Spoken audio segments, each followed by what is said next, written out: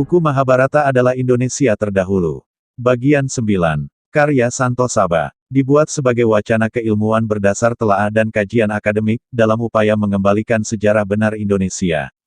Indonesia Arya. By Santo Saba. Exploration dan Riset. Info lengkap. WhatsApp ke +62 813 2132 9787. Pandawa versi Jawa. Dalam budaya pewayangan Jawa, Dewi Dropadi dinikahi oleh Yudhistira saja dan bukan milik kelima Pandawa. Cerita tersebut dapat disimak dalam lakon Sayembara Gandamana.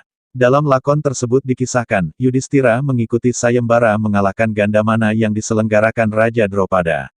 Siapa yang berhasil memenangkan sayembara, berhak memiliki Dropadi. Yudhistira ikut serta namun ia tidak terjun ke arena sendirian melainkan diwakili oleh Bima. Bima berhasil mengalahkan Gandamana dan akhirnya Dropadi berhasil didapatkan. Karena Bima mewakili Yudhistira, maka Yudhistiralah yang menjadi istri Dropadi. Dalam tradisi pewayangan Jawa, putra Dropadi dengan Yudhistira bernama Raden Pancawala. Pancawala sendiri merupakan sebutan untuk 5 putra Pandawa. Terjadinya perbedaan cerita antara kitab Mahabharata India dengan cerita dalam pewayangan Jawa dimungkinkan adalah yang versi India lebih banyak variasi yang disesuaikan dengan alam India. Sedangkan versi Jawa penulis beranggapan ini lebih mendekati keasliannya, di mana cerita ini banyak terdapat pada relief situs-situs terdahulu yang tidak berubah. Situs terdahulu dengan reliefnya sudah ada lama sebelum kitab yang bercerita tentang Mahabharata. Setelah menikahi Dropadi, para Pandawa kembali ke Hastinapura dan memperoleh sambutan luar biasa, kecuali dari pihak Duryodhana.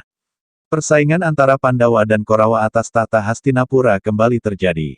Setelah melalui perundingan, dan atas saran Bisma, kerajaan Kuru dibagi dua, Korawa mendapatkan istana Hastinapura, sedangkan Pandawa mendapatkan hutan Kandawaprastha sebagai tempat untuk membangun istana baru. Meskipun daerah tersebut sangat gersang dan angker, namun para Pandawa mau menerima wilayah tersebut. Selain wilayahnya yang seluas hampir setengah wilayah kerajaan Kuru, Kandawaprastha juga merupakan ibu kota kerajaan Kuru yang dulu, sebelum Hastinapura. Atas bantuan dari sepupu Yudhistira, yaitu Kresna dan Baladewa, mereka mengubah daerah gersang tersebut menjadi makmur dan megah, dan dikenal sebagai Indraprastha. Indraprastha versi India beranggapan adalah sebuah kota besar di India Utara pada zaman dahulu kala. Kota ini terletak di tepi sungai Yamuna, lokasinya dekat dengan ibu kota India zaman sekarang, Delhi. Sebelum dikenal sebagai Indraprastha, kota ini dikenal sebagai Kandawaprastha yang merupakan ibu kota kerajaan besar di India pada zaman dahulu kala, dan diperintah oleh para leluhur Pandawa dan Korawa, seperti misalnya Maharaja Pururawa, Nahusa, dan Yayati. Namun kota tersebut menjadi gersang akibat kutukan para resi untuk menghukum putra Buddha. Cerita di atas adalah klaim dari versi India, jika kita perhatikan keterangan di atas yaitu pada, namun kota tersebut menjadi gersang akibat kutukan para resi untuk menghukum putra Buddha.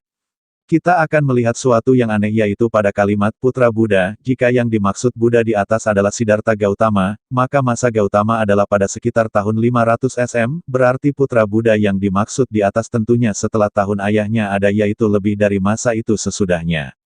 Atau mungkin yang dimaksud nama itu berbeda. Dalam tulisan di atas keterangan dari ilmuwan India sendiri menuliskan bahwa kejadian Mahabharata sekitar 3500 SM, maka kita dapat menyimpulkan bahwa nama-nama kota di India yang mirip dengan nama pada kerajaan Mahabharata adalah dibuat dan meniru pada nama kerajaan yang ada pada kisah Mahabharata. Kresna versi India. Kresna versi India, adalah salah satu dewa yang dipuja oleh umat Hindu, berwujud pria berkulit gelap atau biru tua, memakai dhoti kuning dan mahkota yang dihiasi bulu merak. Dalam seni lukis dan arca, umumnya ia digambarkan sedang bermain seruling sambil berdiri dengan kaki yang ditekuk ke samping. Legenda Hindu dalam kitab Purana dan Mahabharata versi India menyatakan bahwa ia adalah putra ke-8 Basudewa dan Dewaki, bangsawan dari kerajaan Surasena, kerajaan mitologis di India Utara.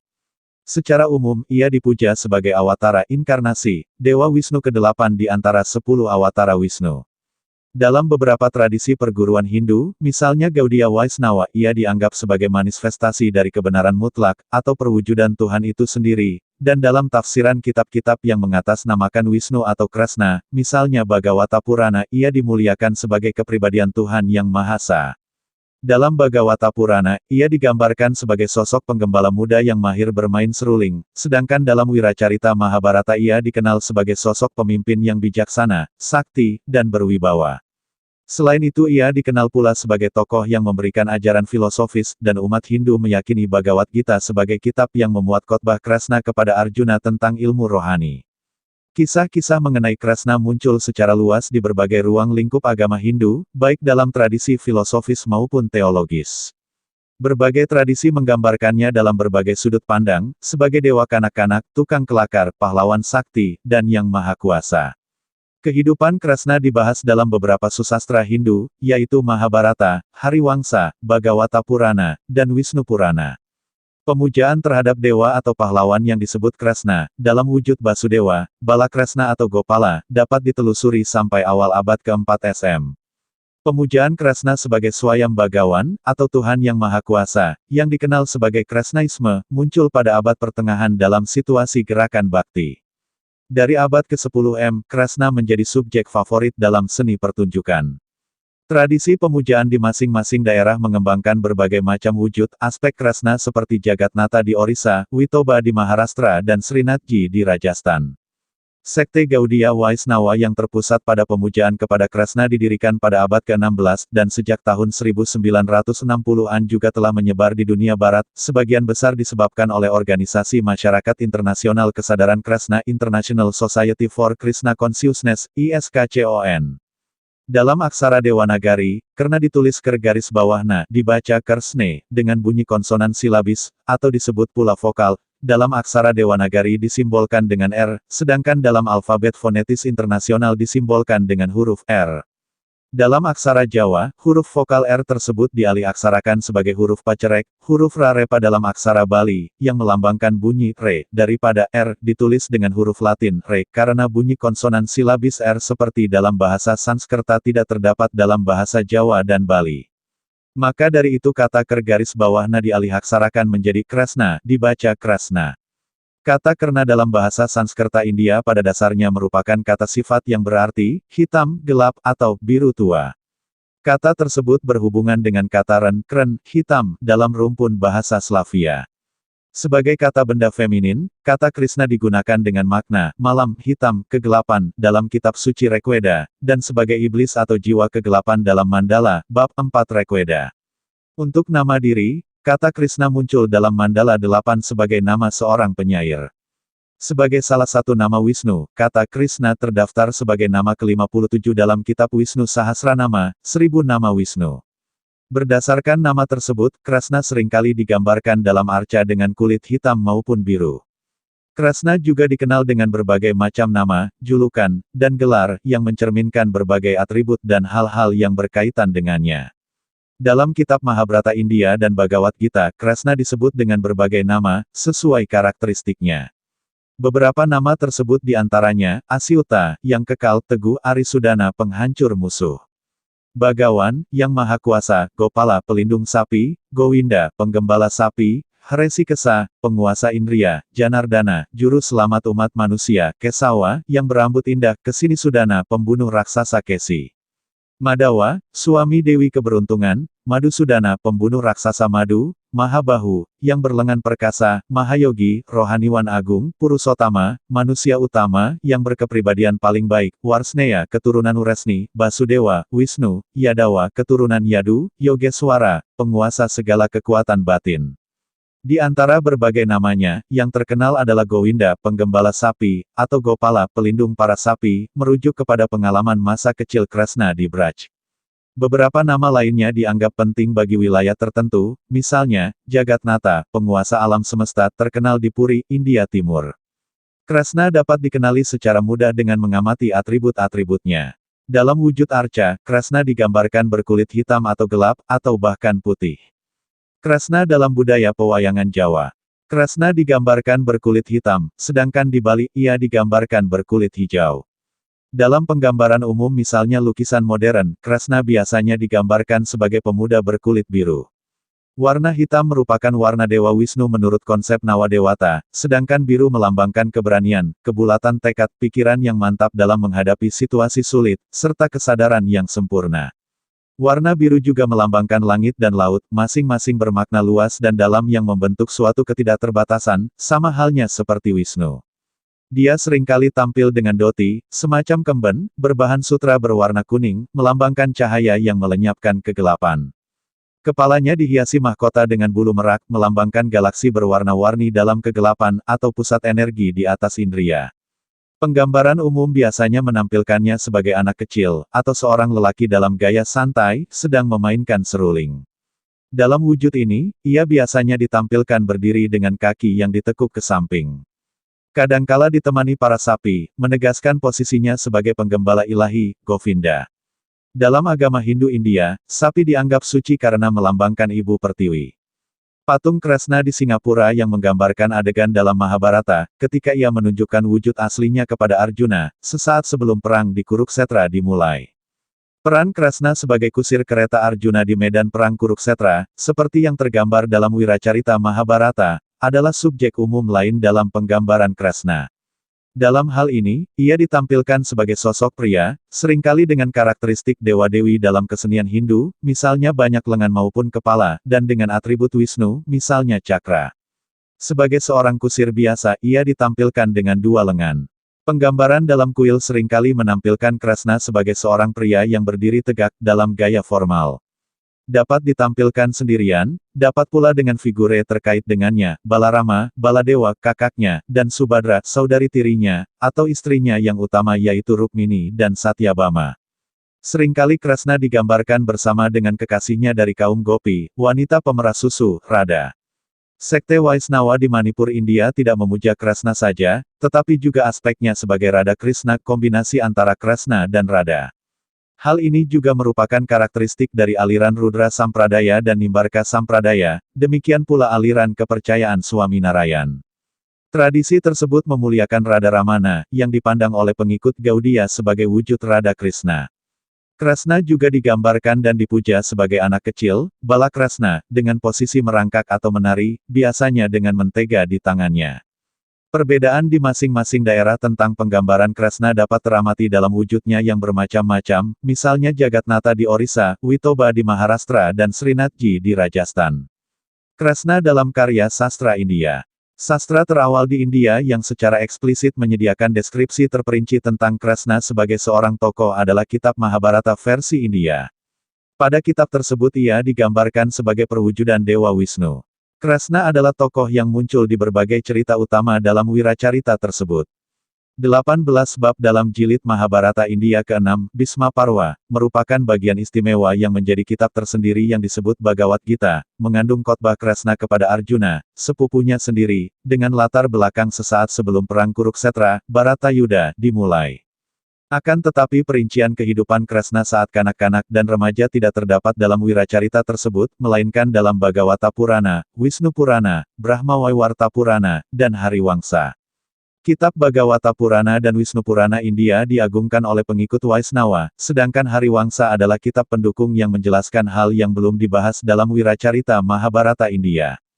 Yasoda memandikan Kresna. Ilustrasi dari naskah Bhagavata Purana, sekitar abad ke-16. Chandogya Upanishad 3, 176, yang ditulis sekitar masa 900 SM 700 SM menyebut Basudewa Kresna sebagai putra Dewaki dan murid dari Gora Angirasa, ahli nujum yang mengajari muridnya filsafat Chandogya. Dengan pengaruh filsafat Chandogya, Kresna memberi khotbah kepada Arjuna tentang pengorbanan, yang dapat dibandingkan dengan purusa atau individu. Nama Krishna muncul dalam kitab Buddha dengan ejaan, Kanha, secara fonetis sama dengan Krishna. Menurut bukti dari Megasthenes, ahli etnografi Yunani, sekitar 350-290 SM, dan dalam Arthasastra karya Kautilya, 400-300 SM, Vasudeva, Basudewa, dipuja sebagai Tuhan yang Maha Kuasa dalam konsep monoteisme yang kuat. Sekitar 150 SM, Patanjali dalam kitab Mahabhashya karyanya menulis sebuah sloka sebagai berikut, semoga kejayaan Kresna dengan ditemani oleh Sangkarsana meningkat. Sloka-sloka lainnya disebutkan. Dalam salah satu sloka disebutkan, Janardana bersama dirinya sebagai yang keempat Kresna dengan 3 rekannya, ketiganya adalah Sangkarsana, Pradyumna, dan Aniruddha. Sloka lainnya menyebut tentang alat musik yang dimainkan saat pertemuan di kuil Rama, Baladewa, Balarama, dan Kesawa Kresna. Patanjali juga menjelaskan pertunjukan yang dramatis dan mimetis, Krishna Kamsopacharam, yang menggambarkan adegan terbunuhnya Kangsa oleh Basudewa Kresna. Pada abad pertama SM, tampaknya ada bukti pemujaan 5 pahlawan bangsa Wresni, Baladewa, Balarama, Kresna, Pradyumna, Aniruddha dan Samba, dari sebuah prasasti yang ditemukan di Mora dekat Mathura, India, yang tampaknya menyebutkan tentang putra satrap Rajawula yang agung, mungkin satrap Sodasa. Sebuah citra tentang Wresni, mungkin Basudewa, dan 5 kesatria. Prasasti Mora bertuliskan aksara Brahmi tersebut kini disimpan di Museum Mathura. Banyak kitab Purana menceritakan kehidupan Kresna atau beberapa hal penting darinya. Dua Purana, yakni Bhagavata Purana, Srimad Bhagavatam, dan Wisnu Purana, yang mengandung kisah kehidupan dan ajaran Kresna secara terperinci, adalah kitab yang paling dimuliakan secara teologis oleh aliran Gaudiya Vaishnava. Sekitar seperempat Bhagavata Purana dihabiskan untuk memuji kehidupan dan filsafatnya. Kehidupan, riwayat Kresna dapat disimak dalam kitab Mahabharata versi India, Hariwangsa, Bhagavata Purana, Brahmawaiwarta Purana, dan Wisnu Purana. Latar belakang kehidupan Kresna pada masa kanak-kanak dan remaja adalah India Utara, yang mana sekarang dianggap merupakan wilayah negara bagian Uttar Pradesh, Bihar, Haryana, sementara lokasi kehidupannya sebagai pangeran di Dwaraka sekarang dikenal sebagai negara bagian Gujarat. Hal ini harus dibuktikan dengan sisa-sisa peradaban terdahulu yang seharusnya ada dan ditemukan. Jika tidak ditemukan sisa peradaban terdahulu seperti pada cerita Mahabharata, maka anggapan tersebut pastilah gugur. Kelahiran Kresna versi India yang harus dibuktikan kebenarannya adalah sebagai berikut. Menurut kepercayaan tradisional India yang berdasarkan data-data dalam sastra dan perhitungan astronomi Hindu India, hari kelahiran Kresna yang dikenal sebagai Janmastami, jatuh pada tanggal 19 Juli tahun 3228 SM.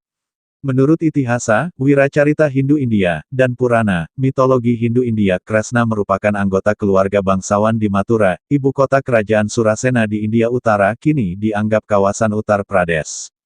Ia terlahir sebagai putra ke-8 Basudewa, putra Raja Surasena, dan Dewaki, keponakan Raja Ugrasena. Orang tuanya termasuk kaum Yadawa atau keturunan Yadu, putra Raja legendaris Yayati. Raja Kangsa, kakak sepupu Dewaki, mewarisi tahta setelah menjebloskan ayahnya sendiri ke penjara, yaitu Ugrasena. Pada suatu ketika, ia mendengar ramalan yang menyatakan bahwa ia akan mati di tangan salah satu putra Dewaki.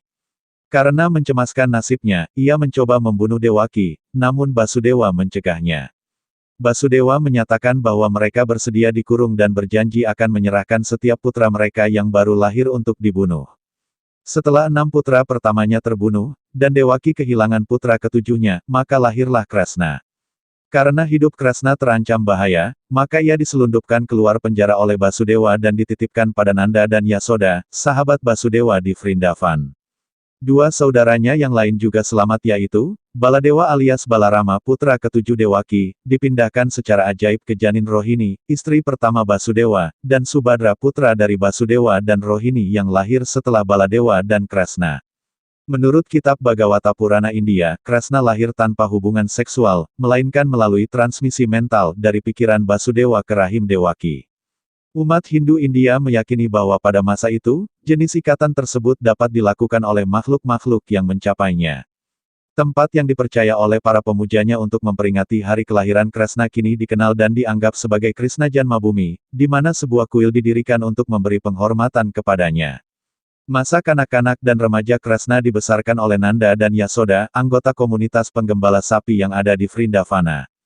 Kisah masa kanak-kanak dan remaja Kresna menceritakan bagaimana ia menjadi seorang penggembala sapi, tingkah nakalnya sebagai Mahancor, pencuri mentega, kegagalan Kangsa dalam membunuhnya, dan perannya sebagai pelindung rakyat Vrindavana. Pada masa kecilnya, Kresna telah melakukan berbagai hal yang menakjubkan.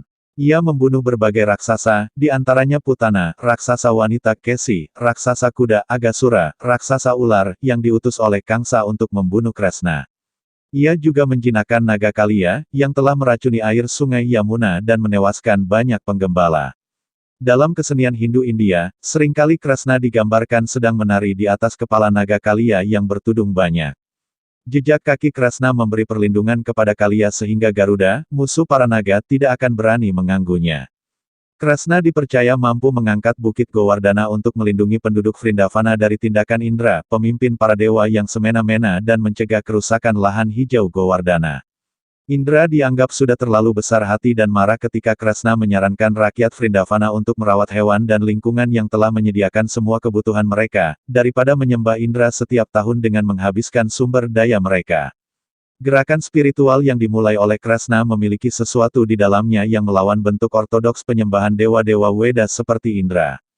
Kisah permainannya dengan para gopi, wanita pemeras susu, di Vrindavana, khususnya Radha Putri Uresabanu, salah seorang penduduk asli Vrindavana, dikenal sebagai rasa lila dan diromantisir dalam puisi karya Jayadeva, penulis Gita Govinda.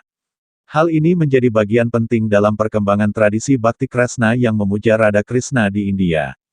Kresna beserta Baladewa yang masih muda diundang ke Mathura untuk mengikuti pertandingan gulat yang diselenggarakan Kangsa. Tujuan sebenarnya adalah membunuh Kresna dengan dalih pertandingan gulat. Setelah mengalahkan para pegulat Kangsa, Kresna menggulingkan kekuasaan Kangsa sekaligus membunuhnya. Kresna menyerahkan tahta kepada ayah Kangsa, Ugrasena, sebagai raja para Yadawa. Ia juga membebaskan ayah dan ibunya yang dikurung oleh Kangsa. Kemudian ia sendiri menjadi pangeran di kerajaan tersebut. Kunti, bibi Kresna, menikah dengan Pandu dari kerajaan Kuru dan memiliki 3 putra. Beserta 2 putra dari Madri, istri kedua Pandu, kelima putra Pandu disebut Pandawa. Maka dari itu Kresna memiliki hubungan keluarga dengan para Pandawa, dan memiliki hubungan yang istimewa dengan Arjuna, salah satu Pandawa. Sebelum berdirinya kerajaan Dwaraka, kota Mathura, kediaman keluarga Kresna, Yadawa, diserbu oleh Jarasandha, Raja Magadha karena dendam pribadi. Penyerbuan tersebut berhasil diredam berkali-kali, namun Jarasandha tidak menyerah. Kemudian Jarasandha dibantu oleh Kalayawana, yang memiliki dendam pribadi terhadap klan Yadawa. Persekutuan tersebut memaksa Kresna mengungsikan para Yadawa ke suatu wilayah di India Barat yang menghadap Laut Arab pada masa sekarang dianggap disebut Gujarat dan mendirikan sebuah kerajaan di sana, bernama Kerajaan Dwaraka, secara harfiah berarti kota banyak gerbang. Setelah Dwaraka didirikan, Kresna mengalahkan Kalayawana dengan suatu jebakan. Kresna menikahi Rukmini, putri dari kerajaan Widarbha, dengan cara kawin lari. Di tempat lain, Sisupala, sepupu Kresna yang berencana melamar Rukmini menjadi kecewa setelah mengetahui berita tersebut sehingga ia membenci Kresna. Dari pernikahannya dengan Rukmini, Kresna memiliki putra bernama Pradyumna. Pada suatu ketika, Satrajit, kerabat jauh Kresna menerima permata Syamantaka dari Dewa Surya. Kresna menyarankan agar permata itu diserahkan kepada Ugrasena, raja kaum Yadawa, namun Satrajit menolaknya. Prasena, saudara Satrajit membawa permata itu saat berburu dan tidak pernah kembali lagi. Satrajit menuduh Kresna telah membunuh Prasena karena menginginkan permata itu. Untuk membersihkan nama baiknya, Kresna melacak jejak Prasena. Akhirnya ia mendapati bahwa Prasena telah dibunuh seekor hewan buas, dan permata Syamantaka tidak ditemukan pada jenazahnya. Ia mengikuti jejak hewan yang membunuh Prasena, hingga mendapati bangkai seekor singa. Ia tidak menemukan permata Syamantaka ada pada bangkai tersebut. Akhirnya ia mengikuti jejak pembunuh singa tersebut, dan sampai di kediaman seekor beruang bernama Jembawan. Di tempat tersebut ia mendapati bahwa permata Syamantaka tersimpan di sana. Kresna meminta Jembawan menyerahkan permata Syamantaka, namun permintaannya ditolak sehingga mereka berkelahi. Setelah Jembawan menyadari siapa sesungguhnya Kresna, ia menyerah dan menjelaskan bahwa ia mendapatkan permata itu dari seekor singa. Ia pun menyerahkan permata Syamantaka beserta putrinya yang bernama Jambawati untuk dinikahi Kresna. Setelah Kresna kembali dari penyelidikannya, dan menyerahkan Syamantaka kepada Satrajit, maka Satrajit merasa malu karena sudah berprasangka buruk terhadap Kresna. Untuk memperbaiki hubungan di antara mereka, ia menikahkan putrinya yang bernama Satyabama kepada Kresna. Dalam kitab Bhagavata Purana India, diceritakan bahwa Narakasura dari kerajaan Pragjyotisa mengalahkan Indra, pemimpin para dewa. Indra mengadukan hal tersebut kepada Kresna sehingga Kresna menyerbu Pragjyotisa dengan angkatan perangnya. Kresna berhasil mengalahkan Narakasura dan membebaskan 16.100 putri yang ditawan oleh Narakasura. Menurut kitab Bhagavata Purana India, Kresna menikahi 16.108 putri, dan 8 di antaranya adalah yang terkemuka dan disebut dengan istilah Astabarya, yaitu Rukmini, Satyabama, Jambawati, Kalindi, Mitraurinda, Nagnajiti, Badra dan Laksana. Kresna menikahi 16.100 putri lainnya, yang merupakan tawanan raksasa Narakasura, untuk mengembalikan kehormatan mereka. Kresna berjasa karena membunuh raksasa tersebut dan membebaskan mereka. Menurut adat sosial yang ketat pada masa itu, seluruh wanita tawanan memiliki martabat rendah dan tidak memungkinkan untuk menikah karena mereka di bawah kendali Narakasura. Akan tetapi Kresna menikahi mereka untuk mengembalikan status mereka di masyarakat. Pernikahan dengan 16.100 putri tawanan tersebut kurang lebih merupakan rehabilitasi wanita massal. Dalam tradisi Vaisnava India, dipercaya bahwa para istri Kresna merupakan manifestasi Dewi Laksmi, pasangan Dewa Wisnu, atau merupakan jiwa istimewa yang melewati kualifikasi setelah menghabiskan banyak masa hidup dalam tapasya, sedangkan Satyabhama, merupakan ekspansi dari Radha. Dalam kitab Mahabharata India, Yudhistira, sepupu Kresna dari kerajaan Kuru ingin mengadakan upacara Rajasuya. Atas saran Kresna, ia mengerahkan saudara-saudaranya, para Pandawa untuk menaklukkan para raja di Bharatawarsha, India. Di antara para raja, yang sulit ditaklukkan adalah Jarasandha, Raja Magadha. Bima, salah satu Pandawa, menantangnya untuk bertarung dengan Gada. Mereka bertarung selama 27 hari. Setiap kali matahari terbenam, mereka beristirahat untuk melanjutkan pertarungan pada hari berikutnya. Jarasandha sulit dibunuh. Pada hari ke-28 atas petunjuk Kresna, Bima membelah tubuh Jarasandha menjadi dua bagian, kanan-kiri, dan melemparkannya ke arah berlawanan. Dengan demikian, Jarasandha dapat dibunuh. Setelah Jarasandha dikalahkan, upacara Rajasuya diselenggarakan oleh Yudhistira dan para raja yang ditaklukkannya diundang untuk menghadirinya. Untuk menghormati para undangannya, Yudhistira memutuskan untuk memberi hadiah kepada orang-orang yang paling utama di antara mereka. Ia meminta saran Bisma, kakeknya untuk menentukan siapa yang berhak diberikan hadiah terlebih dahulu. Bisma menyarankan agar hadiah diberikan kepada Kresna, dan Yudhistira pun menyetujuinya. Akan tetapi, keputusan tersebut ditolak oleh Sisupala. Sisupala menghina Kresna secara bertubi-tubi, namun Kresna tetap bersabar. Sesuai janji Kresna kepada ibu Sisupala, ia tidak akan membunuh Sisupala kecuali bila makian yang diterimanya dari Sisupala sudah lebih dari 100 kali. Setelah Sisupala menghina Kresna lebih dari 100 kali, Kresna mengeluarkan senjata cakranya kemudian memenggal kepala Sisupala. Menurut legenda, Sisupala, beserta dan Tawaktra, rekannya, adalah reinkarnasi Jaya dan Wijaya, penjaga pintu gerbang Waikunta, kediaman Wisnu. Karena melarang Catursana memasuki Waikunta, mereka dihukum untuk turun ke bumi, dan atas keinginan mereka sendiri, mereka dilahirkan sebagai musuh Wisnu dan dibunuh oleh Wisnu sendiri. Tindakan Kresna, sebagai awatara Wisnu, membunuh Sisupala telah membebaskan jiwa Sisupala dari reinkarnasi yang harus dialaminya sehingga jiwanya kembali menuju Waikunta. Perang Bharatayuddha dalam Bhagavad Gita India. Perselisihan antara para Pandawa dan Korawa, sepupu mereka, dilatar belakangi oleh ketidakpuasan para Pandawa atas sikap para Korawa yang menghalalkan segala cara agar tahta kerajaan Kuru tidak jatuh ke tangan Yudhistira, yang tersulung di antara Pandawa, sebagai putra mahkota tertua. Kresna bertindak sebagai juru damai, namun upaya perundingan gagal karena para Korawa, yang dipimpin Duryodana, tidak mau mengalah. Di samping itu, Duryodana senantiasa dihasut oleh pamannya, Sangkuni.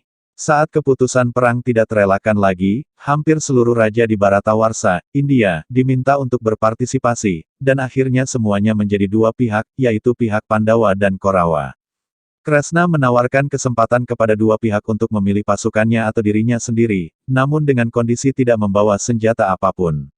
Arjuna yang mewakili Pandawa memilih agar Kresna berada di pihaknya, sedangkan Duryodana, pemimpin para Korawa, memilih pasukan Kresna.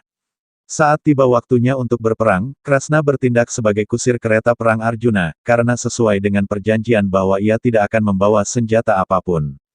Saat meninjau angkatan perang dan mengamati pihak yang akan berperang, Arjuna menjadi ragu setelah menyaksikan keluarga, sepupu, kerabat, serta kawan-kawan yang dicintainya bersiap-siap untuk membunuh satu sama lain. Kemudian Kresna menasihati Arjuna tentang perang yang akan dihadapinya. Percakapan tersebut meluas menjadi suatu wacana dan menjadi kitab tersendiri, dikenal sebagai Bhagavad Gita di India Kidung Ilahi. Dalam Bhagavad Gita India, Kresna menguraikan ajaran Iswara, ketuhanan, jiwa, dharma, kewajiban, prakerti, alam semesta, dan kala, waktu. Kresna juga menjelaskan bahwa tujuannya berada di dunia adalah untuk menyelamatkan orang saleh dan membinasakan orang jahat. Kutipan yang terkenal adalah, kapanpun dan dimanapun kebajikan merosot dan kejahatan merajalela, pada saat itulah aku menjelma, wahai keturunan Bharata Arjuna. Untuk menyelamatkan orang saleh dan menghukum orang jahat, serta menegakkan kebenaran, aku lahir dari zaman ke zaman. Bhagavad Gita, 4:7-8.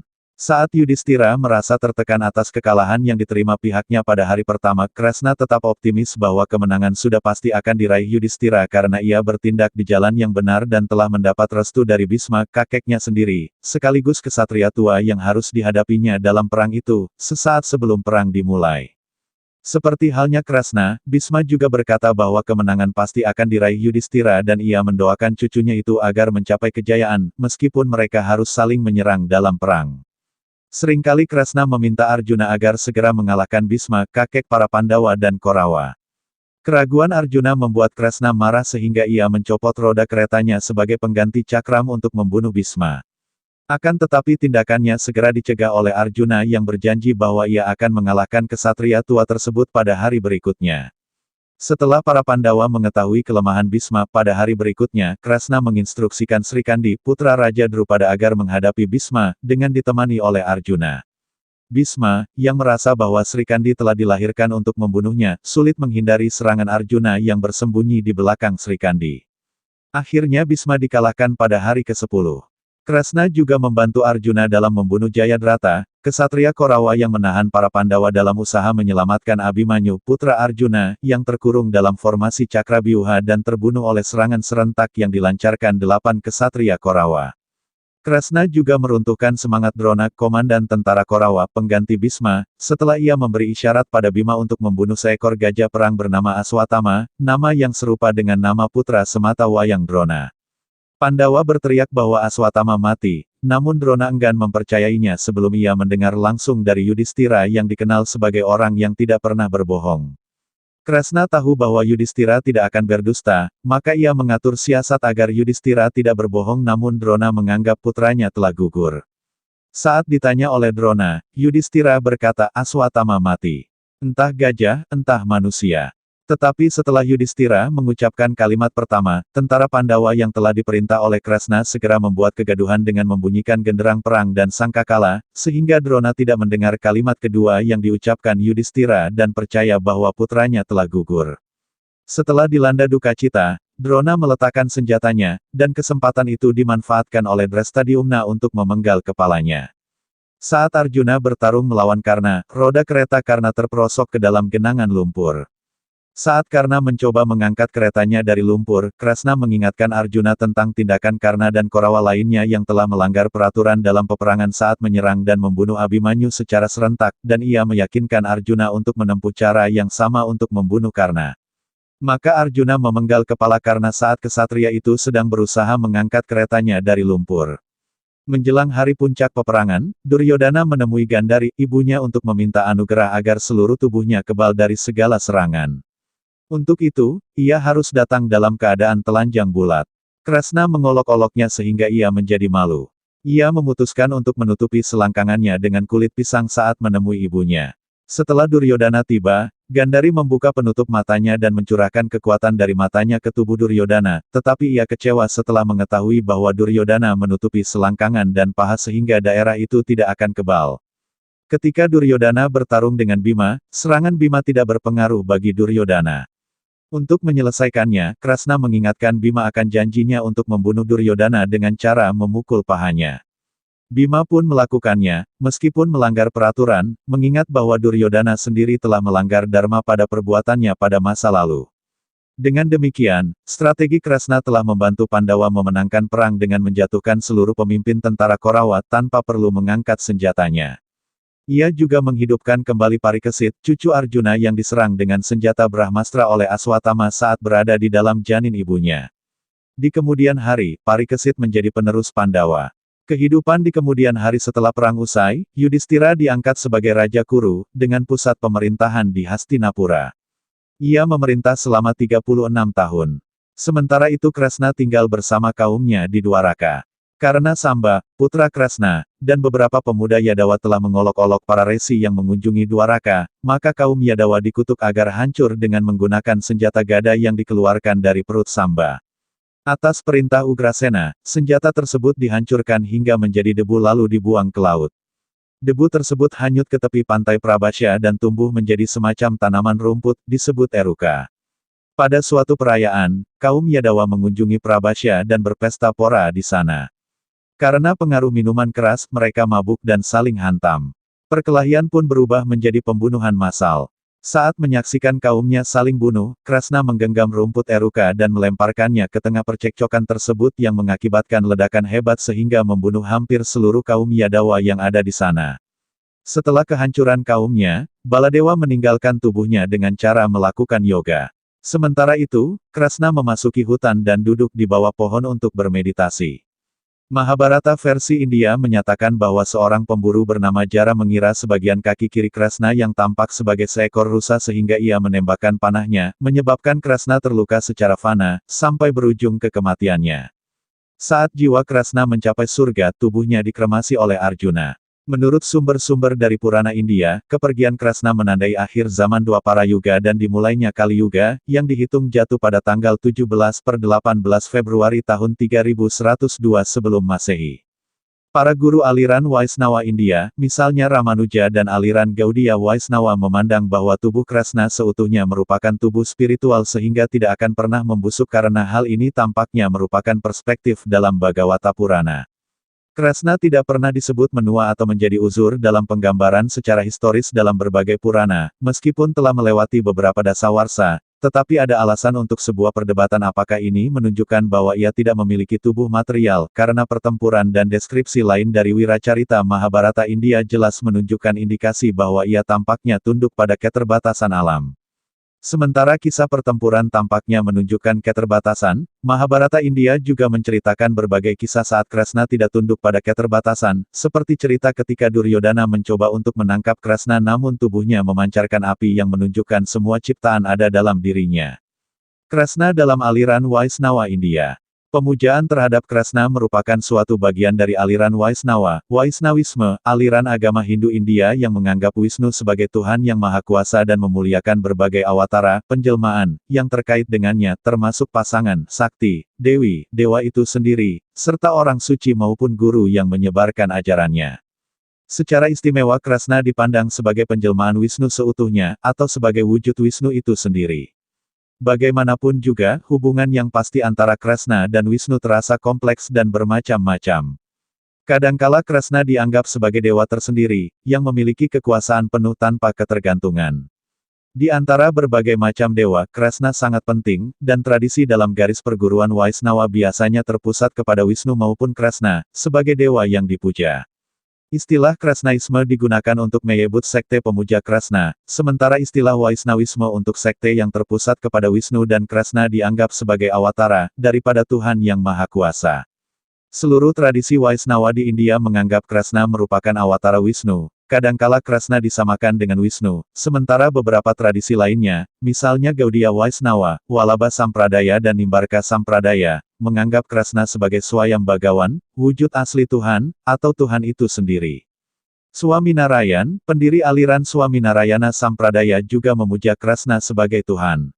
Krasnaisme Raya, Greater Krishnaism, merupakan bentuk Vaishnava yang kedua atau dominan, berkisar antara penyembahan Basudewa, Krasna, dan Gopala pada zaman Weda akhir. Di masa sekarang kepercayaan tersebut memiliki pengikut yang cukup banyak, termasuk di luar India. Secara historis, Dewa Krasna Basudewa karena Vasudeva Krasna Putra Basudewa, merupakan salah satu bentuk pemujaan tertua dalam aliran Krasnaisme dan Vaishnava di India. Dipercaya bahwa pemujaan tersebut merupakan tradisi penting pada sejarah awal pemujaan Krasna di zaman kuno. Tradisi ini dianggap sebagai yang terawal di antara tradisi lainnya yang kemudian bergabung pada tahap selanjutnya dalam perkembangan sejarah. Tradisi lainnya meliputi Bhagavatisme dan penyembahan Gopala, yang bersama penyembahan Balakrishna, membentuk dasar tradisi pemujaan yang terpusat pada Krasna pada masa sekarang. Beberapa ahli kuno akan menyamakannya dengan Bhagavatisme. Dan dipercaya bahwa pendiri tradisi religius ini adalah Krasna, yang merupakan putra Basudewa, sehingga namanya adalah Basudewa, Vasudeva, termasuk ke dalam anggota suku Satvata, dan pengikutnya menyebut diri mereka sendiri sebagai kaum Bhagawata, dan agama ini terbentuk pada abad kedua SM, zaman Resi Patanjali, atau sekurang-kurangnya pada abad keempat SM menurut bukti-bukti Megasthenes dan dalam kitab Arthasastra karya Kautilya, ketika Basudewa dipuja sebagai Tuhan yang Maha Kuasa dengan cara monoteistik yang kuat, di mana yang Maha Kuasa adalah sempurna, kekal, dan penuh karunia. Dalam berbagai sumber di luar pemujaan, pemuja atau bhakta dianggap sebagai Basudevaka, Vasudevaka. Kitab Hariwangsa India menggambarkan hubungan yang rumit antara Krishna Basudewa, Sangkarsana, Pradyumna dan Aniruddha yang kemudian akan membentuk konsep Vaisnava tentang 4 manifestasi yang utama, atau awatara. Tradisi Dewi Nurmayasari Bhakti berarti ketaatan, yang tidak terbatas pada satu dewa saja. Akan tetapi Krishna merupakan dewa yang penting dan populer dalam aspek kebaktian dan sukacita dalam agama Hindu India, khususnya di antara sekte-sekte Vaisnava. Penyembah Krishna menganut konsep lila, yang berarti, sandiwara ilahi, sebagai prinsip pokok di alam semesta. Para lila Krishna, dengan ungkapan kasih sayang mereka yang melampaui batas-batas cara penghormatan secara resmi, berfungsi sebagai pengiring aksi kasih yang dilakukan awatara Wisnu lainnya, Rama. Gerakan bakti yang menyembah Krishna menjadi terkemuka di India Selatan selama abad ke-7 sampai ke-9 Masehi. Karya-karya tertua meliputi syair-syair yang ditulis para alvar orang suci, di negara-negara berbahasa Tamil. Kumpulan utama dari karya-karya mereka adalah Divya Prabandham. Kumpulan lagu terkenal karya alvar andal yaitu Tirupavai, saat ia membayangkan dirinya sebagai seorang gopi, wanita pemeras susu, adalah karya terkenal di antara karya-karya tertua dalam genre ini. Mukundamala karya Kulasekarasvar adalah karya terkenal lainnya pada masanya. Penyebaran gerakan Bakti Krishna. Gerakan Bakti menyebar secara cepat dari India Utara ke Selatan, dengan syair berbahasa Sanskerta Gita Govinda karya Jayadeva, abad ke-12 M sebagai pertanda karya sastra dalam pemujaan Krishna. Syair tersebut menguraikan legenda Krishna tentang gopi istimewa yang menjadi kekasihnya, yakni Radha, yang kurang dibahas dalam kitab Bhagavata Purana India, namun dibahas sebagai tokoh penting dalam kitab lainnya, misalnya Brahmawaiwarta Purana. Dengan pengaruh Gita Govinda, Radha menjadi aspek yang tak terpisahkan dalam pemujaan Krishna. Saat sebagian masyarakat terpelajar yang fasih dalam bahasa Sanskerta bisa menikmati karya-karya seperti Gita Govinda atau Krishna Karnamritam karya Bilwanggala, masa juga menyanyikan lagu-lagu lain karya penyair pemuja Krishna, yang terdiri dalam berbagai bahasa daerah di India. Lagu-lagu ini mencerminkan pengabdian pribadi yang kuat yang ditulis oleh pemuja Krishna dari seluruh lapisan masyarakat. Lagu-lagu karya Mira dan Surdas menjadi pertanda dari penyembahan Krishna di India Utara. Pada abad ke-11 Masehi, aliran Vaisnava Bhakti dengan kerangka teologi yang rumit tentang penyembahan Krishna didirikan di India Utara. Nimbarka, abad ke-11 M, Walabhacarya, abad ke-15 M, dan Caitanya Mahaprabhu, abad ke-16 M, adalah pendiri aliran yang paling berpengaruh. Aliran-aliran ini, yaitu Nimbarka Sampradaya, Walabha Sampradaya dan Gaudiya Vaisnava, memandang Krishna sebagai dewa tertinggi, bukan awatara, seperti pada umumnya. Di Deccan, khususnya di Maharashtra, penyair dari sekte Varkari seperti Dnyaneshwar, Namdev, Janabai, Eknath dan Tukaram mempromosikan pemujaan Witoba, wujud Krishna di daerah tertentu, dari awal abad ke-13 sampai akhir abad ke-18. Di India Selatan, Purandara Dasa dan Kanakadasa dari Karnataka menggubah lagu yang didedikasikan untuk citra Krishna di Udupi. Rupa Goswami dari aliran Gaudiya Vaisnava, telah menyusun ringkasan umum tentang Bhakti yang disebut Bhakti Rasamrita Sindhu. Di dunia barat sejak tahun 1966, gerakan Bhakti Krishna telah menyebar keluar India. Penyebab utamanya adalah misi yang dilakukan oleh Organisasi Masyarakat Internasional Kesadaran Krishna International Society for Krishna Consciousness, ISKCON, lebih dikenal sebagai Gerakan Hare Krishna. Gerakan tersebut didirikan oleh Bhaktivedanta Swami Prabhupada, yang diinstruksikan oleh guru beliau, Bhaktisiddhanta Sarasvati Thakura, untuk menulis tentang Krishna dalam bahasa Inggris dan menyebarkan filsafat Gaudiya Vaisnava kepada masyarakat di dunia barat. Dalam mendiskusikan asal mula seni pertunjukan India, Horwitz menyinggung adanya kisah tentang Krishna dalam Mahabhashya karya Patanjali, sekitar 150 SM, yaitu saat episode terbunuhnya Kangsa, Kamsavada, dan pengikatan raksasa penyerbu surga, Bali Banda, dijelaskan. Balacaritam dan Dutavakyam karya Basa, sekitar 400 SM, adalah lakon berbahasa Sanskerta yang terpusat pada Krishna.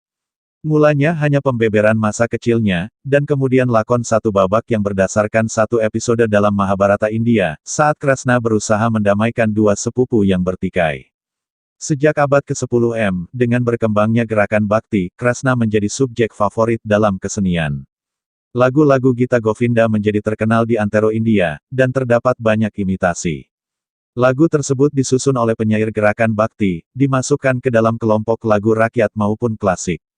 Dalam legenda Hindu India, tarian yang dilakukan Krishna bersama kekasihnya, Radha, dan para gadis pemeras susu dikenal sebagai Rasa Lila, atau tarian kasih sayang ilahi.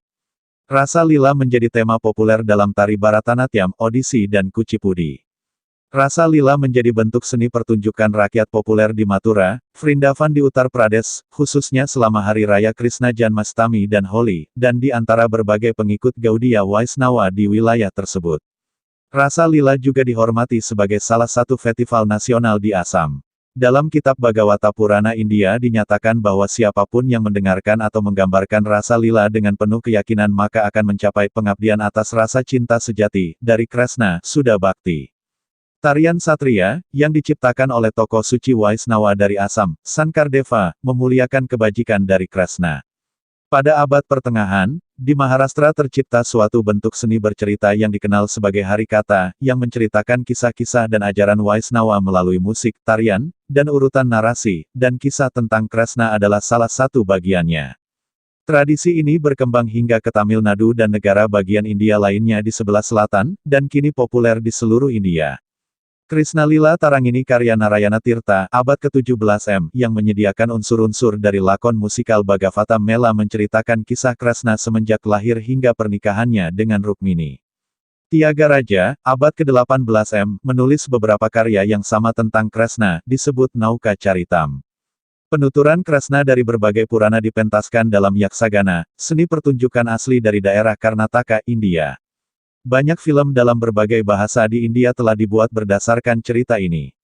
Wiracarita Mahabharata versi Nusantara. Wiracarita Mahabharata versi Nusantara, yang memuat sebagian riwayat Krishna, terdiri dari 18 buku yang disebut Astadasa Parwa, 18 Parwa. Wiracarita tersebut tidak hanya terkenal di Asia Selatan, namun juga menyebar ke Asia Tenggara, antara lain Indonesia. Di Indonesia, beberapa bagiannya, seperti Adi Parwa, Wirata Parwa, Bisma Parwa dan mungkin juga beberapa parwa yang lain, diketahui telah digubah dalam bentuk prosa berbahasa Kawi, Jawa kuno, semenjak akhir abad ke-10 Masehi, pada masa pemerintahan Raja Dharmawangsa Teguh, 991-1016 M, dari Kediri. Pada masa itu, dikenal pula proyek penerjemahan dengan istilah Mangjawaken Biasa Mata, yang bermakna membuat latar dalam cerita tersebut seolah-olah di Pulau Jawa, padahal benar cerita tersebut adalah kejadian nyata imperium terdahulu Nusantara yang berpusat di Tanah Jawa. Wayang Krishna dalam seni pewayangan Bali, yang digambarkan sebagai sosok raja berkulit hijau. Di Indonesia, kisah Krishna yang bersumber dari Mahabharata versi Nusantara yang dimungkinkan diambil dari relief di situs terdahulu yang banyak di Nusantara misalnya kitab Hariwangsa, maupun Purana asli Nusantara digubah menjadi kakawin, antara lain Kakawin Krishnayana dan Kakawin Hariwangsa. Keduanya menceritakan kisah pernikahan Krishna dengan Rukmini, putri dari kerajaan Widarbha. Selain itu, terdapat pula Kakawin Bomantaka, yang menceritakan perang antara Krishna dengan raksasa Boma. Di Indonesia, Mahabharata juga diangkat ke dalam pertunjukan wayang, dengan tidak mengadaptasi cerita dari Mahabharata India. Dalam budaya pewayangan Jawa, tokoh Krishna dikenal sebagai Raja Dwarawati, Dwaraka, kerajaan para keturunan Yadu dan merupakan titisan Dewa Wisnu. Krishna adalah putra Basudewa, Raja Mandura, Mathura. Ia dilahirkan sebagai putra kedua dari 3 bersaudara, dalam versi Mahabharata India ia merupakan putra ke-8.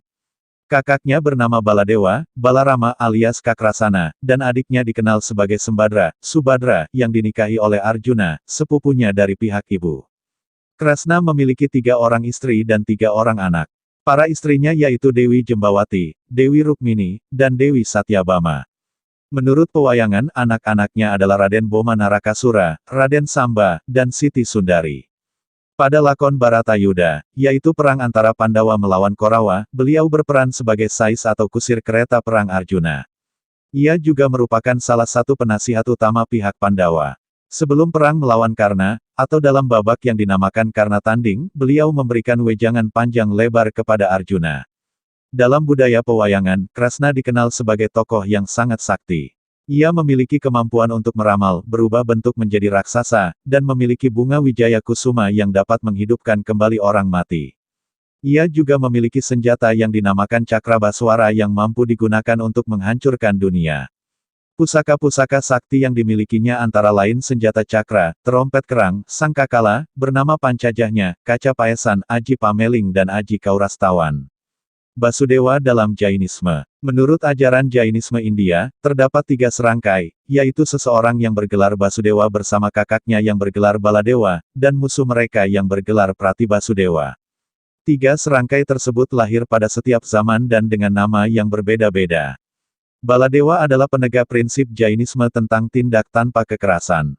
Akan tetapi, Basudewa harus mengabaikan prinsip itu untuk membunuh Pratibasudewa demi menyelamatkan dunia. Kemudian Basudewa harus turun ke neraka, dunia bawah, sebagai hukuman atas tindak kekerasan yang dilakukannya. Setelah menjalani hukuman ia dilahirkan sebagai seorang Tirtankara. Dalam daftar 63 Salaka Pursha atau tokoh termasyhur Jainisme. Termasuk di antaranya adalah 24 Tirtankara dan 93 serangkai tersebut. Salah satu 3 serangkai tersebut adalah Kresna sebagai Basudewa, Balarama sebagai Baladewa, dan Jarasandha sebagai Pratibasudewa. Menurut Jainisme, ia merupakan sepupu Neminata, Tirtankara ke-22. Kisah-kisah 3 serangkai tersebut dapat disimak dalam Hariwangsa karya Jinasena, bukan kitab Hariwangsa pendukung Mahabharata, dan Trisasti Salaka Purusa Carita karya Hemacandra. Kresna versi Buddha. Kisah Kresna muncul dalam cerita Jataka dalam agama Buddha, terutama dalam Gatha Pandita Jataka, sebagai seorang pangeran dan penakluk legendaris dan raja India. Dalam versi agama Buddha, Kresna disebut Basudewa, Kanha dan Kesawa, dan Balarama merupakan adiknya, disebut pula Baladewa.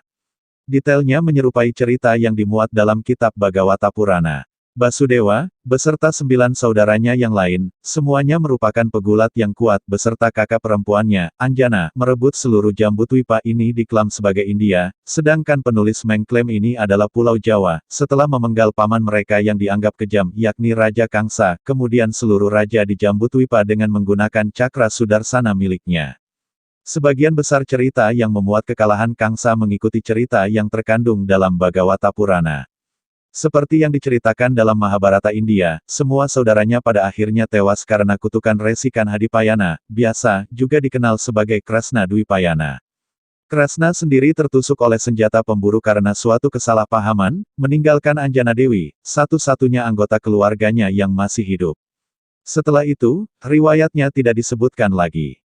Karena Jataka merupakan cerita yang diberikan menurut sudut pandang Buddha Gautama di kehidupan sebelumnya, serta kehidupan sebelumnya dari para pengikut Buddha. Maka kisah Kresna pun dianggap sebagai salah satu kehidupan Sariputra, salah satu murid Buddha yang terkemuka, dan Dhammasenapati, atau Panglima Dharma, dan biasanya digambarkan sebagai tangan kanan, Buddha dalam kesenian dan ikonografi Buddha. Sang Bodhisattva, yang lahir dalam cerita ini sebagai salah satu adiknya bernama Gatha Pandita, menyelamatkan Kresna dari duka cita karena kehilangan putranya. Kresna sebagai manifestasi kebijaksanaan dan tukang kelakar yang disayangi juga disertakan dalam panteon agama Buddha di Jepang. Kresna versi agama Bahai. Umat Bahai meyakini bahwa Kresna adalah seorang manifestasi Tuhan, atau salah seorang dalam rangkaian para nabi yang telah mengungkapkan firman Tuhan untuk umat manusia pada waktunya. Maka dari itu, Kresna berada pada posisi yang mulia bersama Nabi Ibrahim, Musa, Zarathustra, Buddha, Muhammad, Yesus Kristus, Sang Bab, dan pendiri agama Bahai. Baha'u'llah ini versi agama Bahai. Versi Ahmadiyah, Mirza Ghulam Ahmad, pendiri Ahmadiyah yang mengakui Kresna sebagai seorang nabi.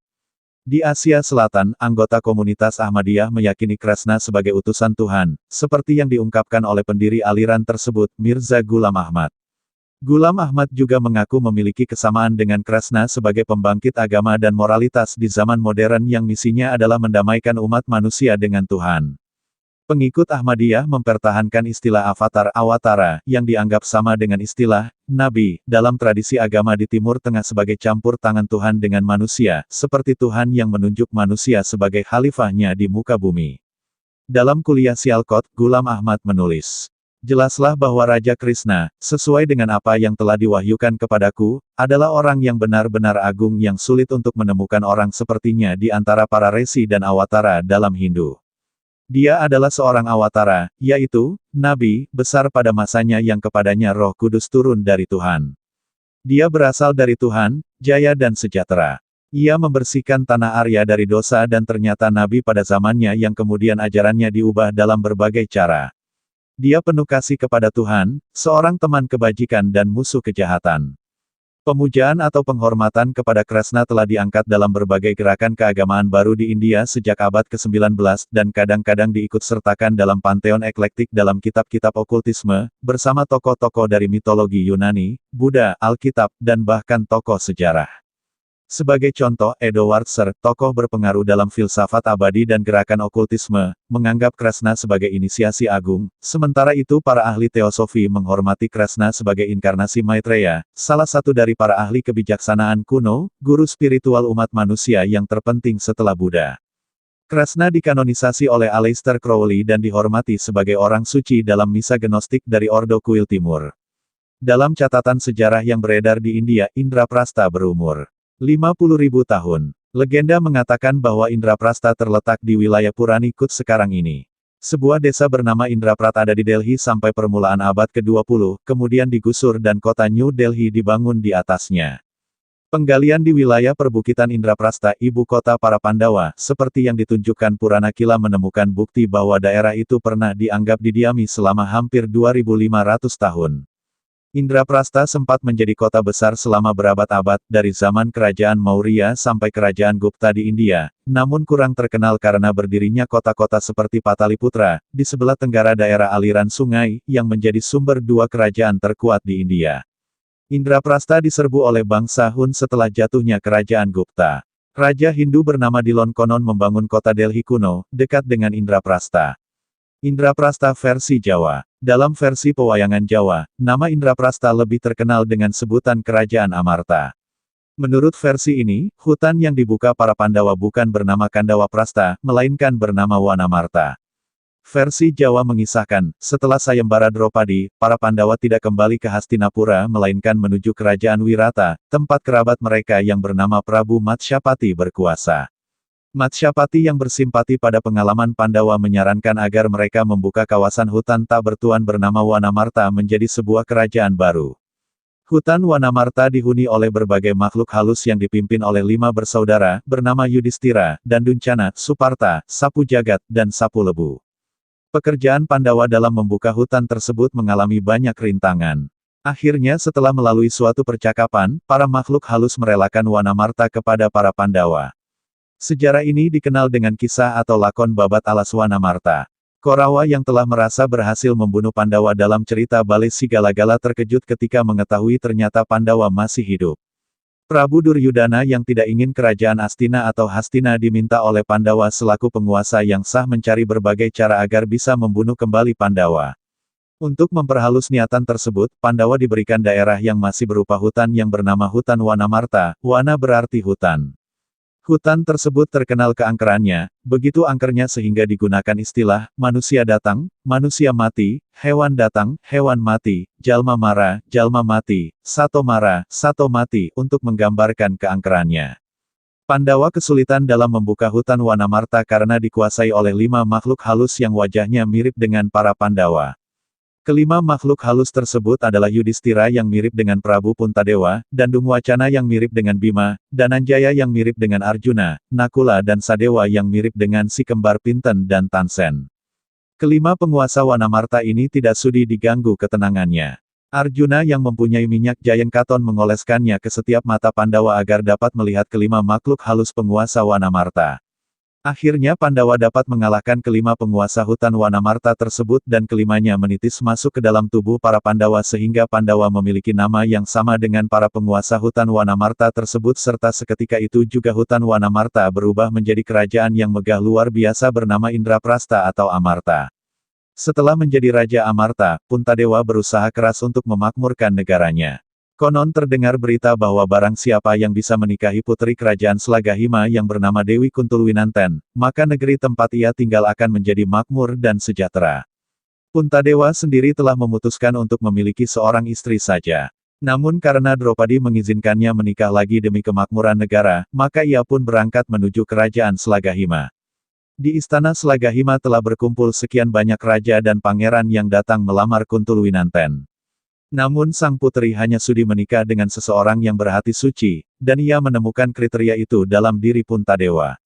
Kemudian Kuntul Winanten tiba-tiba musnah dan menyatu ke dalam diri Puntadewa. Sebenarnya Kuntul Winanten bukan manusia asli, melainkan wujud penjelmaan anugerah dewata untuk seorang raja adil yang hanya memikirkan kesejahteraan negaranya. Sedangkan anak Raja Slagahima yang asli bernama Tambak Ganggeng, ia kemudian mengabdi kepada Puntadewa dan diangkat sebagai patih di Kerajaan Amarta. Sebagai bentuk syukur atas berdirinya Kerajaan Indraprasta atau Amarta ini atas petunjuk Sri Batara Kresna, maka dilakukan upacara yang disebut dengan sesaji Raja Surya atau sesaji Raja Suya. Babat Alas Wanamarta versi Jawa. Lawan adalah diri kita sendiri, wujud yang sama dengan Pandawa. Untuk mengetahuinya digunakan cara atau sudut pandang yang lain, penggunaan minyak Jayeng Katon. Jika mampu mengalahkan diri sendiri maka akan terjadi hal yang luar biasa, berubahnya hutan Wanamarta menjadi kerajaan yang megah. Raja Suya versi India. Raja Suya adalah sebuah upacara yang diselenggarakan oleh para raja pada zaman India kuno.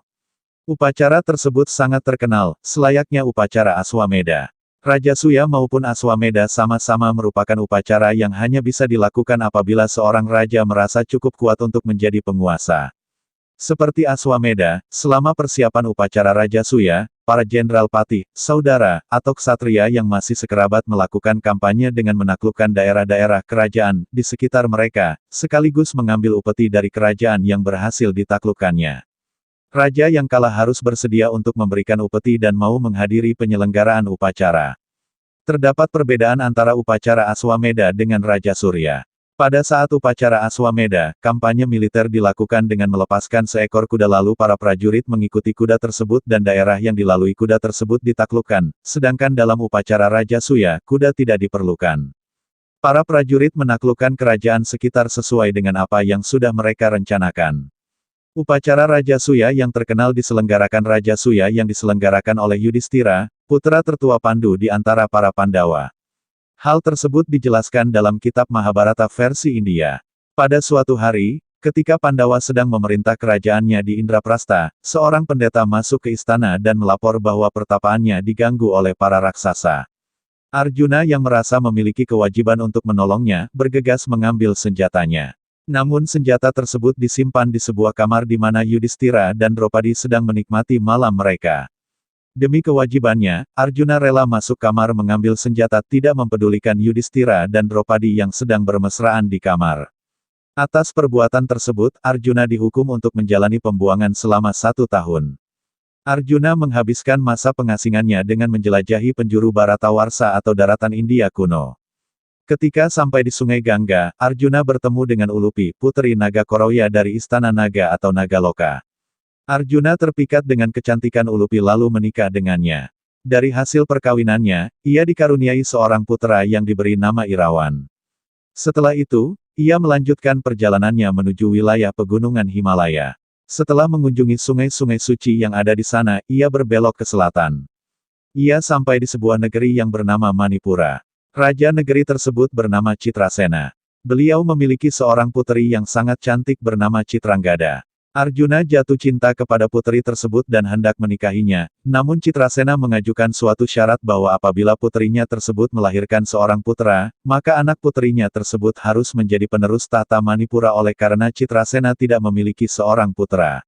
Arjuna menyetujui syarat tersebut. Dari hasil perkawinannya, Arjuna dan Citranggada memiliki seorang putra yang diberi nama Babruwahana.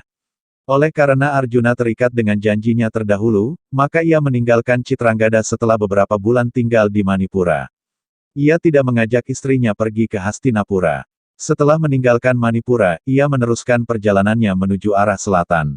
Dia sampai di lautan yang mengapit Bharatawarsha di sebelah selatan, setelah itu ia berbelok ke utara. Ia berjalan di sepanjang pantai Bharatawarsha bagian barat. Dalam pengembaraannya, Arjuna sampai di pantai Prabasa Tirta, yang terletak di dekat Dwaraka, yang kini dianggap berada dan sebagai Gujarat menurut versi India. Arjuna mampir ke Dwaraka dan di sana ia mendapatkan Subadra sebagai istrinya yang keempat. Pada suatu ketika, Arjuna dan Kresna berkemah di tepi sungai Yamuna. Di tepi hutan tersebut terdapat hutan lebat yang bernama Kandawa. Di sana mereka bertemu dengan Agni, dewa api.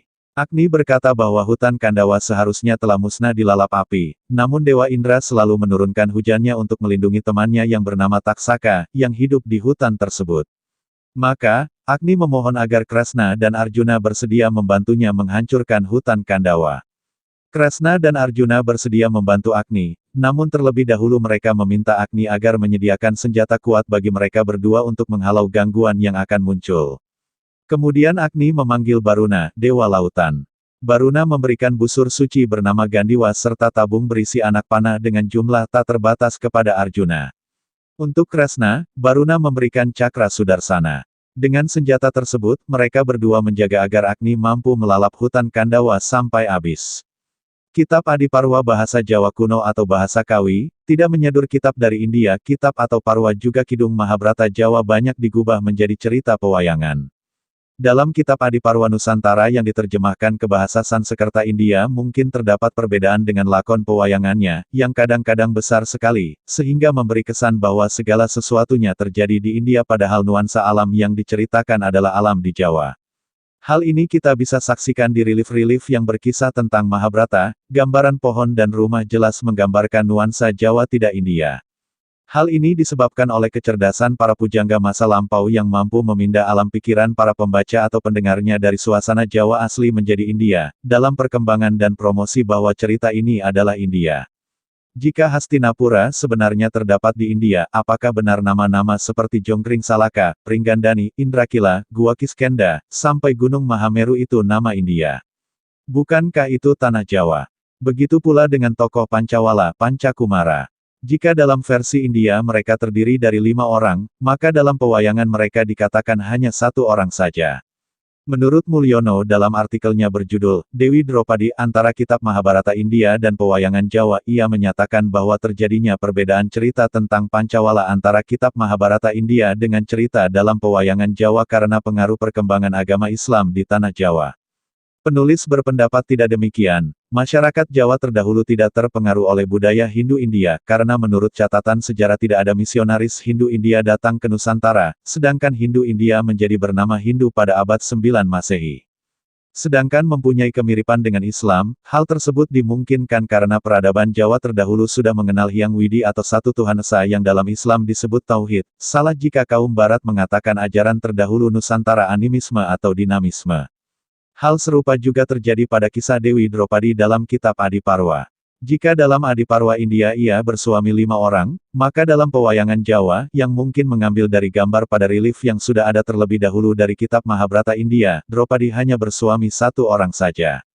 Menurut hukum Islam, seorang wanita tidak boleh memiliki suami lebih dari 1. Maka dari itu, cerita Dewi Dropadi dalam kitab Mahabharata versi asli yang bercorak Hindu menyalahi hukum Islam. Itulah yang membuktikan ada kemiripan pada ajaran satu Tuhan. Tidak terlihat para pujangga ataupun seniman Islam mengubah cerita tersebut agar sesuai dengan ajaran Islam. Yang dimungkinkan adalah cerita itu diambil dari sumber aslinya berupa relief-relief pada situs yang telah ada lama terlebih dahulu. Pancawala yang sebenarnya merupakan 5 putra Pandawa berbeda menjadi seorang tokoh yang merupakan putra Yudhistira saja dalam versi Jawa. Mahabharata versi Nusantara tidak India.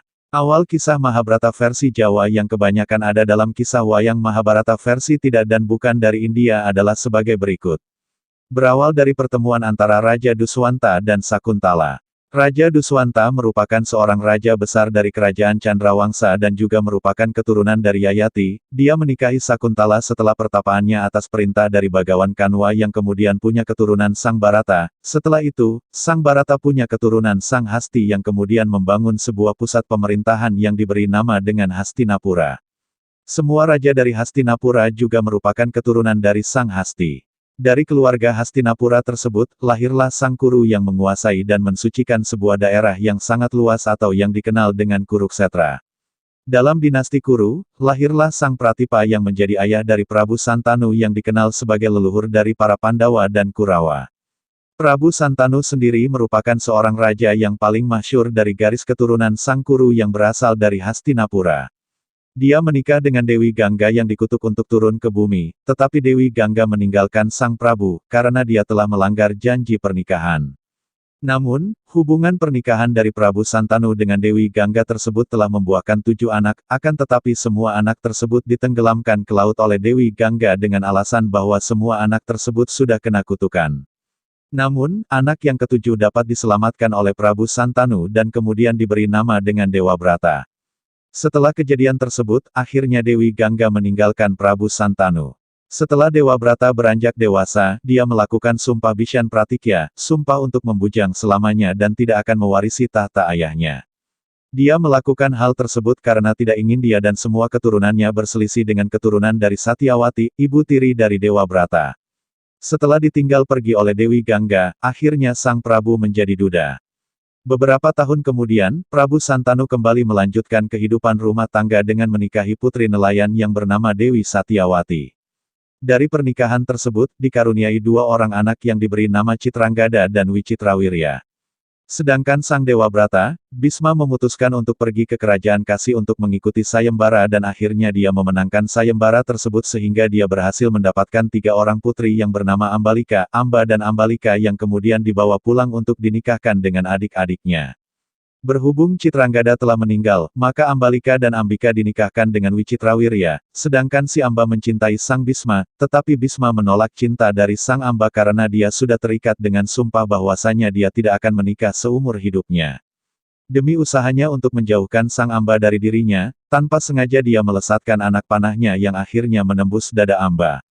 Atas kematian Amba tersebut, Bisma diberitahu bahwa suatu saat nanti Amba akan bereinkarnasi jadi seorang pangeran yang punya sifat kewanitaan, yaitu anak dari Raja Drupada yang bernama Srikandi. Dan kematiannya pun kelak juga berada di tangan Srikandi yang membantu Sang Arjuna dalam sebuah pertempuran besar yang terjadi di Kuruksetra. Citranggada meninggal di usia yang masih muda dalam sebuah pertempuran, akhirnya dia digantikan oleh adiknya yang bernama Wicitrawirya sebagai pewaris tahta dari Prabu Santanu. Namun, Wicitrawirya sendiri juga meninggal di usia yang masih muda dan belum sempat menikah apalagi punya keturunan. Kemudian Dewi Satyawati mengirim kedua istri dari Wicitrawirya, Ambika dan Ambalika, guna menemui Resi biasa karena Sang Resi dipanggil akan mengadakan sebuah upacara untuk mereka supaya mendapatkan keturunan. Dewi Satyawati menyuruh Ambika untuk menemui Resi biasa di dalam sebuah ruang upacara. Setelah Ambika masuk ke dalam ruangan tersebut, dia melihat wajah dari Sang Resi yang begitu dahsyat dengan sinar mata yang menyala-nyala. Sehingga membuat Ambika menutup matanya, karena dia menutup mata sepanjang upacara berlangsung, maka anak dari Ambika pun terlahir dengan mata yang buta dan anak tersebut adalah Drestarastra. Setelah itu, tiba giliran Ambalika untuk mengunjungi Resi biasa ke dalam ruang upacara sama halnya dengan Ambika. Namun dia disuruh untuk terus membuka matanya agar anak yang akan dilahirkannya tidak buta seperti anak dari Ambika, Drestarastra. Oleh karena itu, Ambalika tetap membuka matanya sampai upacara selesai, namun setelah upacara tersebut dia menjadi sangat pucat karena selama upacara dia tidak memejamkan matanya. Setelah itu, lahirlah Pandu putra Ambalika, yang merupakan ayah dari para Pandawa terlahir pucat. Drestarastra dan Pandu juga punya saudara tiri yang bernama Widura. Widura ini merupakan anak dari Resi biasa dengan dayang yang bernama Datri. Namun, saat upacara sedang berlangsung dia, Datri, malah lari keluar dari ruang upacara karena tak kuat melihat wajah dari Resi biasa yang bersinar terang dan akhirnya dia pun terjatuh, sehingga anak Widura, yang dilahirkan oleh Datri memiliki kaki yang cacat pincang. Karena Drestarastra yang terlahir dengan mata yang buta, maka dari itu, tahta dari Hastinapura diberikan kepada Pandu. Kemudian Pandu menikah Dewi Kunti. Setelah itu, Pandu menikah lagi dengan Dewi Madrim, tetapi akibat kesalahan Pandu saat sedang berburu, dia memanah seekor kijang yang sedang bercinta. Kijang tersebut akhirnya mengutuk Pandu, bahwasanya dia tidak akan lagi bisa merasakan nikmatnya hubungan suami istri, apabila dia melakukan hal tersebut, Pandu akan menemui kematiannya. Setelah mengutuk Pandu, akhirnya kijang tersebut mati dan berubah ke wujud aslinya yaitu seorang pendeta. Setelah Pandu mengalami kejadian buruk tersebut, kemudian dia mengajak kedua istrinya, Kunti dan Madrim, untuk memohon kepada Yang Maha Kuasa supaya bisa memiliki keturunan. Dengan bantuan dari mantra Aditya Hridaya yang sudah diberikan oleh Resi biasa, oleh karena itu Dewi Kunti bisa memanggil para dewa untuk memohon supaya bisa mendapatkan keturunan. Untuk pertama kalinya dia mencoba mantra tersebut, maka datanglah Batara Surya, tak lama kemudian Kunti hamil dan melahirkan seorang anak yang kemudian dia beri nama Karna. Tetapi anak tersebut, Karna, dibuang ke laut dan dirawat oleh Kurawa. Oleh karena itu, pada saat perang Baratayuda berlangsung, Karna berada di pihak Kurawa. Kemudian, atas permintaan dari Pandu, Kunti mencoba lagi mantra tersebut. Akhirnya Batara Guru mengirimkan Sang Batara Dharma untuk membuahi Dewi Kunti dan kemudian lahirlah anak yang dia beri nama Yudhistira. Setahun kemudian, Batara Bayu juga dikirim oleh Batara Guru untuk membuahi Dewi Kunti dan kemudian lahirlah Bima. Kemudian Batara Guru juga menyuruh Batara Indra untuk membuahi Dewi Kunti dan kemudian lahirlah anak yang dia beri nama Arjuna. Selain itu, Batara Guru juga mengirim Batara Aswan dan Aswin untuk membuahi Dewi Madrim, lalu kemudian lahirlah dua anak kembar yang diberi nama Nakula dan Sadewa. Kelima putra Pandu tersebut yang dikenal dengan Pandawa. Kemudian Dretarastra yang buta menikah dengan Dewi Gandari dan mempunyai 99 orang putra dan seorang putri atau yang lebih dikenal dengan nama Kurawa. Pandawa dan Kurawa adalah dua kelompok dengan sifat yang sangat berbeda, tetapi berasal dari leluhur yang sama, yaitu keturunan Kuru dan Barata. Para Kurawa, khususnya Duryudana, memiliki sifat yang licik dan selalu iri hati dengan semua kelebihan yang dimiliki para Pandawa. Sedangkan para Pandawa mempunyai sifat yang tenang dan selalu sabar ketika mereka ditindas oleh Kurawa, sepupu mereka. Dretarastra yang merupakan ayah dari Kurawa, sangatlah menyayangi putra-putranya tersebut. Hal itulah yang membuat dia sering dihasut oleh saudara iparnya yaitu Sengkuni. Selain menghasut Dretarastra, Sengkuni juga menghasut putra kesayangannya yaitu Duryudana, supaya dia mau memberikan izin kepada Sengkuni untuk melakukan rencana jahat dalam upayanya untuk menyingkirkan para Pandawa. Pada suatu saat, Duryudana mengundang Dewi Kunti dan para Pandawa untuk liburan. Di sana mereka, Dewi Kunti dan Pandawa, menginap di sebuah rumah yang sudah disiapkan oleh Duryudana. Tetapi pada malam hari rumah tersebut dibakar oleh orang suruhan Duryudana. Namun, para Pandawa bisa selamat berkat bantuan dari Bima yang sebelumnya telah diberitahu oleh Widura akan rencana jahat yang sudah disiapkan oleh Kurawa, sehingga para Pandawa bisa selamat dan tidak terbakar hidup-hidup di dalam rumah tersebut.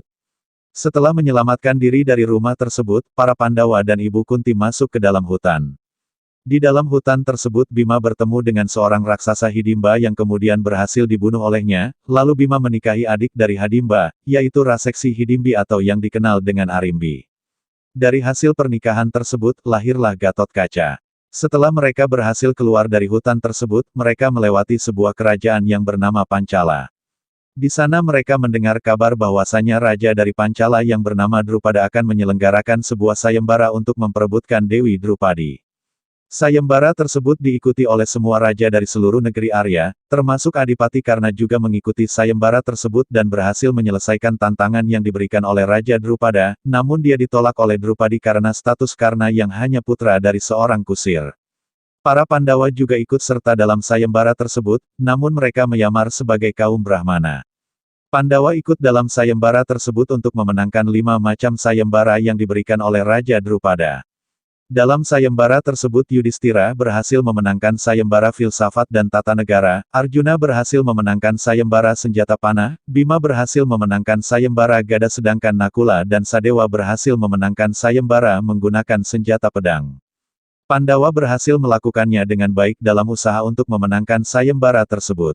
Berhubung para Pandawa bisa menyelesaikan sayembara tersebut, Drupadi harus bersedia menerima para Pandawa sebagai suami-suaminya karena sesuai dengan janjinya, siapa saja yang bisa memenangkan sayembara yang sudah dibuatnya tersebut akan menjadi suaminya walaupun hal tersebut menyimpang dari keinginannya yang hanya menginginkan seorang satria saja.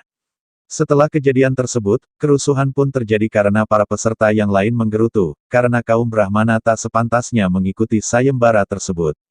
Namun, para Pandawa berhasil meloloskan diri dan sesampainya di rumah, mereka bilang kepada ibunya Kunti, bahwa mereka sudah datang dan membawa hasil dari minta-minta.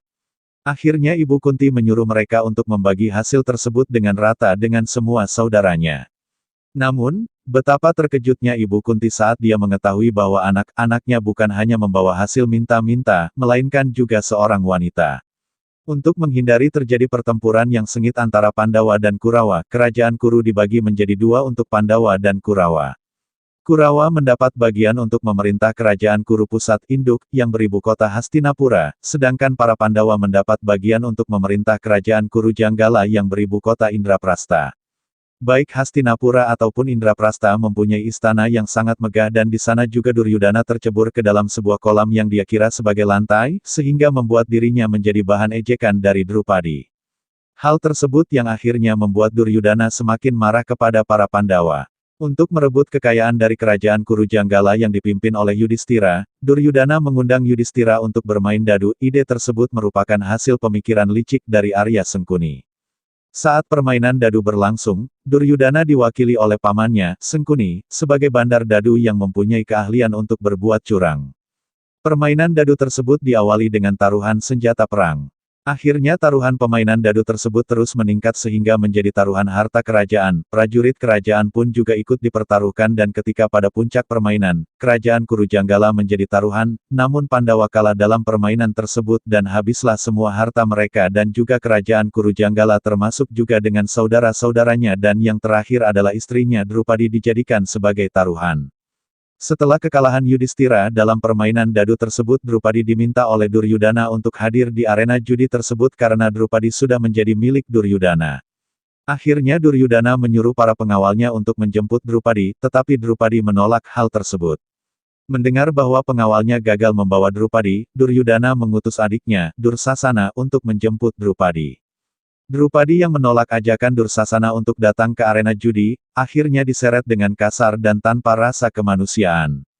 Rambut Drupadi ditarik oleh Dursasana sampai ke arena judi, di mana tempat suami dan para iparnya sedang berkumpul. Berhubung dia sudah kalah, akhirnya Yudhistira dan semua adiknya diminta untuk melepaskan bajunya, tapi Drupadi menolak hal tersebut. Dursasana yang memiliki watak yang sangat kasar, menarik kain yang dipakai oleh Drupadi. Drupadi yang sangat malu dan tersinggung dengan apa yang sudah dilakukan oleh Dursasana, bersumpah tak akan pernah menggelung rambutnya sebelum rambutnya dikramasi menggunakan darah dari Dursasana. Bima pun juga bersumpah, dia akan membunuh Dursasana dan akan meminum darahnya. Setelah Drupadi dan Bima mengucapkan sumpah tersebut, Drestarastra merasa akan ada malapetaka yang menimpa keturunannya, oleh karena itu dia mengembalikan semua harta Yudhistira yang digunakan sebagai taruhan. Duryudana yang merasa sangat kecewa dengan ayahnya, Drestarastra, yang telah mengembalikan seluruh harta yang sebenarnya sudah menjadi milik dari Dursasana, akhirnya dia meminta untuk menyelenggarakan permainan dadu untuk kedua kalinya. Dalam permainan yang kedua ini, siapa yang kalah harus mengasingkan diri ke dalam hutan selama 12 tahun, setelah itu mereka harus hidup menyamar selama 1 tahun, setelah itu baru boleh kembali ke kerajaan. Namun, dalam permainan dadu yang kedua ini Yudhistira kalah lagi, karena kekalahannya tersebut. Dengan terpaksa Pandawa harus meninggalkan kerajaan Kurujanggala selama 12 tahun untuk hidup di dalam hutan ditambah dengan masa penyamaran selama 1 tahun. Perang Baratayuda. Setelah masa pengasingan yang mereka jalani selesai dan sesuai dengan perjanjian sah yang dulu mereka sepakati dengan Duryudana, bahwasanya Pandawa berhak untuk mengambil kembali kerajaan Kurujanggala yang untuk sementara dipimpin oleh Duryudana.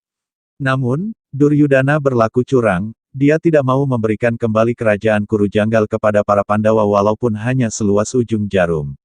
Hal tersebut yang akhirnya membuat kesabaran para Pandawa habis atas semua perlakuan dari Duryudana. Sri Kresna sempat melakukan mediasi kepada dua belah pihak untuk mengambil jalan damai, tetapi hal tersebut hanya sia-sia belaka dan akhirnya, pertempuran Baratayuda yang besar tidak bisa dihindari lagi. Dalam upaya menyiapkan peperangan, para Pandawa mencari sekutu dan mereka akhirnya mendapatkan bantuan pasukan dari Kerajaan Kekaya, Kerajaan Pandya, Kerajaan Matsya, Kerajaan Kerala, Kerajaan Kola, Kerajaan Dwaraka, Kerajaan Magadha, Kerajaan Wangsa Yadawa dan masih banyak lagi yang lainnya. Selain itu, para ksatria besar dari Bharatawarsha juga ikut serta membantu para Pandawa seperti Drupada, Drestajumna, Setyaki, Srikandi, Wirata dan masih banyak lagi yang lainnya. Sedangkan Duryudana meminta kepada Bisma untuk memimpin para pasukan Kurawa sekaligus menjadikannya sebagai panglima perang tertinggi pasukan Kurawa. Selain itu, Kurawa juga dibantu oleh Resi Dorna beserta putranya Aswatama, Jayadrata, kakak ipar Kurawa, Guru Krepa, Salya, Kertawarma, Sudaksina, Bahlika, Burisrawa, Sengkuni, Karna dan masih banyak lagi yang lainnya. Peperangan tersebut berlangsung selama 18 hari penuh. Dalam peperangan tersebut, banyak para ksatria yang gugur, seperti Abimanyu, Bisma, Durna, Karna, Irawan, Gatotkaca, Raja Wirata dan putranya, Susarma, Bagadatta, Sengkuni dan masih banyak lagi. Selama peperangan yang berlangsung selama 18 hari tersebut dipenuhi dengan pertumpahan darah dan pembantaian yang sangat mengenaskan. Pada akhir perang, yaitu hari ke-18, hanya ada 10 ksatria yang tersisa dari peperangan tersebut, mereka adalah, para Pandawa Aswatama, Setyaki, Yuyutsu, Krepa dan Kertawarma. Setelah perang besar tersebut berakhir, Yudhistira diangkat sebagai raja dari Hastinapura. Setelah Yudhistira memerintah Hastinapura selama beberapa tahun, akhirnya dia menyerahkan tahta tersebut kepada cucu adiknya, Arjuna, yaitu Parikesit. Kemudian, Yudhistira dengan semua saudaranya, Pandawa, beserta Drupadi mendaki gunung sebagai tujuan akhir dari perjalanan mereka. Di sanalah mereka meninggal dunia dan mencapai surga. Sedangkan Parikesit yang sedang memerintah kerajaan Kuru, dia memimpinnya dengan sangat adil dan bijaksana. Dia menikahi Dewi Madrawati dan dikaruniai seorang putra yang bernama Janamejaya. Janamejaya kemudian menikah dengan Wapustama, Bamustiman, dan dikaruniai seorang putra yang bernama Satanika. Sedangkan Satanika memiliki putra yang bernama Aswamedadatta. Kemudian Aswamedadatta dan semua keturunannya melanjutkan memimpin kerajaan Wangsa Kuru di Hastinapura. Ini yang membuktikan Mahabharata adalah Indonesia maju terdahulu. Selesai.